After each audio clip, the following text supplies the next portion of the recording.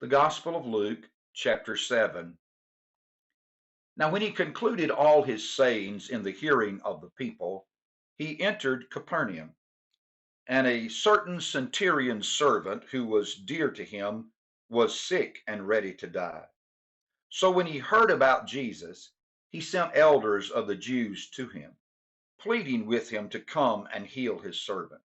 And when they came to Jesus, they begged him earnestly, saying that the one for whom he should do this was deserving, for he loves our nation and has built us a synagogue. Then Jesus went with them, and when he was already not far from the house, the centurion sent friends to him, saying to him, Lord, do not trouble yourself, for I am not worthy that you should enter under my roof. Therefore, I did not even think myself worthy to come to you. But say the word, and my servant will be healed. For I also am a man placed under authority, having soldiers under me. And I say to one, Go, and he goes, and to another, Come, and he comes, and to my servant, Do this, and he does it. When Jesus heard these things, he marveled at them, and turned around and said to the crowd that followed him, I say to you, I have not found such great faith, not even in Israel. And those who were sent, returning to the house, found the servant well who had been sick.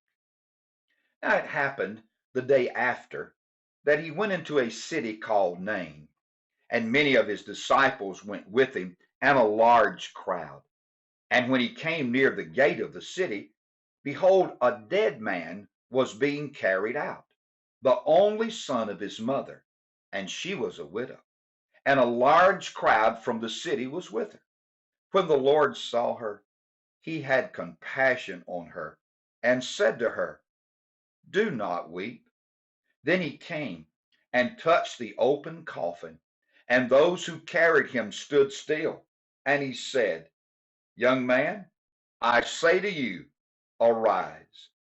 So he who was dead sat up and began to speak, and he presented him to his mother. Then fear came upon all, and they glorified God, saying, A great prophet has risen up among us, and God has visited his people. And this report about him went throughout all Judea and all the surrounding region. Then the disciples of John reported to him concerning all these things. And John, calling two of his disciples to him, sent them to Jesus, saying, Are you the coming one, or do we look for another? When the men had come to him, they said, John the Baptist has sent us to you, saying, Are you the coming one, or do we look for another? And that very hour he cured many of infirmities, afflictions, and evil spirits, and to many blind he gave sight. Jesus answered and said to them, Go and tell John the things you have seen and heard, that the blind see, the lame walk, the lepers are cleansed, the deaf hear, the dead are raised, the poor have the gospel preached to them, and blessed is he who is not offended because of me. When the messengers of John had departed, he began to speak to the multitudes concerning John. What did you go out into the wilderness to see? A reed shaken by the wind? But what did you go out to see? A man clothed in soft garments? Indeed, those who are gorgeously appealed and live in luxury are in king's courts. But what did you go out to see? A prophet. Yes, I say to you, and more than a prophet. This is he of whom it is written, Behold, I send my messenger before your face, who will prepare your way before you. For I say to you, among those born of women, there is not a greater prophet than John the Baptist. but he who is least in the kingdom of God is greater than he. And when all the people heard him, even the tax collectors justified God, having been baptized with the baptism of John. But the Pharisees and lawyers rejected the will of God for themselves, not having been baptized by him. And the Lord said, to what then shall I liken the men of this generation? And what are they like?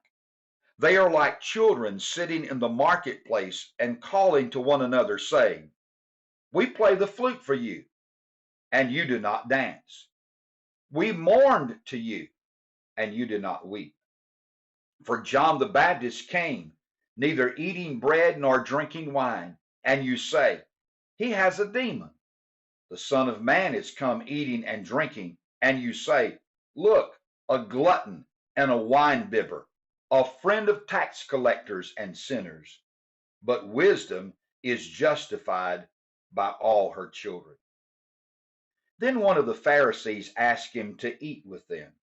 And he went to the Pharisee's house and sat down to eat.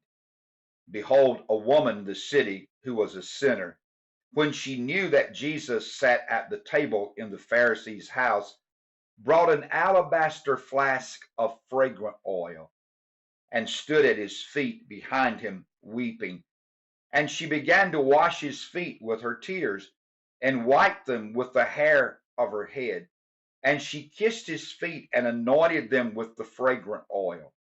Now when the Pharisee who had invited him saw this, he spoke to himself, saying, this man, if he were a prophet, would know who and what manner of woman this is who is touching him, for she is a sinner.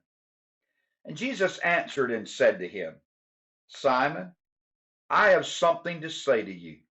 So he said, Teacher, say it. There was a certain creditor who had two debtors. One owed 500 denarii and the other 50. And when they had nothing with which to repay, he freely forgave them both. Tell me, therefore, which of them will love him more? Simon answered and said, I suppose the one whom he forgave more. And he said to him, you have rightly judged. Then he turned to the woman and said to Simon, do you see this woman? I entered your house. You gave me no water for my feet, but she has washed my feet with her tears and wiped them with the hair of her head. You gave me no kiss, but this woman has not ceased to kiss my feet since the time I came in. You did not anoint my head with oil, but this woman has anointed my feet with fragrant oil. Therefore I say to you, her sins, which are many, are forgiven, for she loved much. But to whom little is forgiven, the same loves little. Then he said to her, your sins are forgiven.